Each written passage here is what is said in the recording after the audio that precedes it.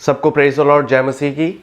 आप सबके साथ बहुत ज़रूरी एक बात को शेयर करना है। पहले आप ये छोटी क्लिप देख लें, उसके बाद मैं आपके साथ बाकी की बातचीत करता हूं और ये वीडियो को आप ज़रूर पूरी देखें। पंजाब में एक बहुत बड़ी समस्या है धर्म परिवर्तन। धर्म परिवर्तन केवल और केवल कोई रोक सकता है तो भारतीय जनता पार्टी रोक सकती है मित्रों। और मैं कह कर जाता हूं पंजाब वालों, भारतीय जनता पार्टी आई तो पंजाब के अंदर से ये धर्म परिवर्तन कन्वर्जन कराने वाले पंजाब के बाहर दिखाई पड़ेंगे मित्रों, बाहर दिखाई।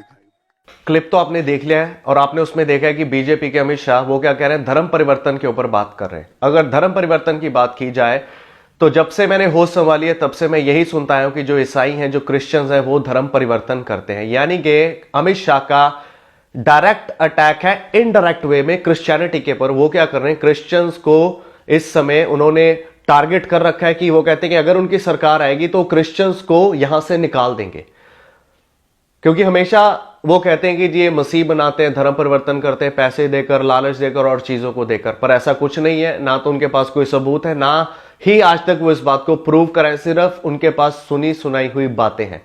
तो बीजेपी ये लॉ लेके आने वाली है पंजाब में अगर उनकी सरकार बनती है। और दूसरी तरफ आम आदमी पार्टी को देखा जाए तो केजरीवाल जी भी कह रहे हैं कि हम एंटी कन्वर्जन लॉ लेकर आएंगे, पर वो बंदा प्ले सेफ चल रहा है। और साथ में उसने ये भी कह दिया कि हाँ, हम इसे किसी को इस लॉ को गलत इस्तेमाल करने नहीं देंगे।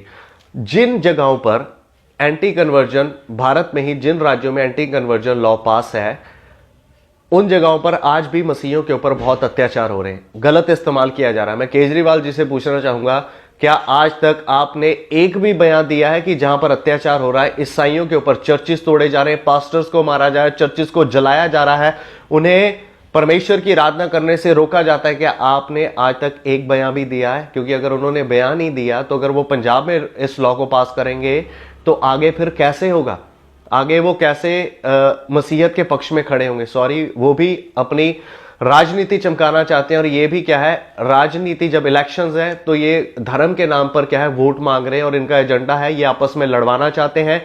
पंजाब की जो खुशहाली है उसे खराब करना चाहते हैं, यहां पर दंगा करवाना चाहते हैं। ये हम सबको, जितने जन हम इस जगह पर रहते हैं, सबको आपस में लड़वा कर उन पर राज करना चाहते हैं। ये भी फूट डालो और राज करो करने वाला शासन को अपनाना चाहते हैं। इसलिए इनसे बचे, अपनी वोट को सोच समझकर डालें। मैं किसी भी पार्टी के साथ रिलेटेड नहीं हूं, पर मैं यीशु मसीह से रिलेटेड हूं। इसलिए मैं आप सबको कहता हूं कि जिसको भी वोट डालें, प्रार्थना करके जाएं और अपनी वोट को डालें। और इलेक्शंस के लिए और सरकार के लिए भी प्रार्थना करें कि परमेश्वर जो भी सरकार दे वो अच्छी दे, मसीहों के विरोध में ना दे। क्योंकि अगर देखा जाए बीजेपी एंटी क्राइस्ट है, वो मसीहों के विरोध में चलती है। सो आप सबसे विनम्र विनती है मेरी कि इस वीडियो को अपने अजीजों के साथ जरूर शेयर करें, ताकि वो भी इस बात को जान सके जो कि बीजेपी और आम आदमी पार्टी का जो प्लान है कि आने वाले दिनों में अगर उनकी सरकार बनती है तो वो क्या चीजें हमारे पंजाब में लेकर आएंगे और धीरे धीरे पूरे देश में वो एंटी कन्वर्जन लॉ जो है पास करेंगे। और एंटी कन्वर्जन लॉ पास करने पर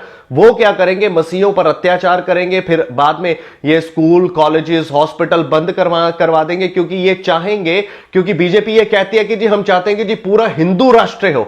जब इंडिया है, यहां पर संविधान कहता है कि हम जिसे चाहे उसे मान सकते हैं, हम जिसे चाहे उसकी वर्शिप कर सकते हैं। तो ये क्रिश्चियंस को ही क्यों टारगेट कर रहे हैं? बार बार देखा जाए तो ये टारगेट कर रहे हैं। इसलिए अपनी वोट बड़ी सोच समझकर डालें। तो खुदा बाप आप सबको आशीष दे, बरकत दे जी। God bless you all. Thank you so much.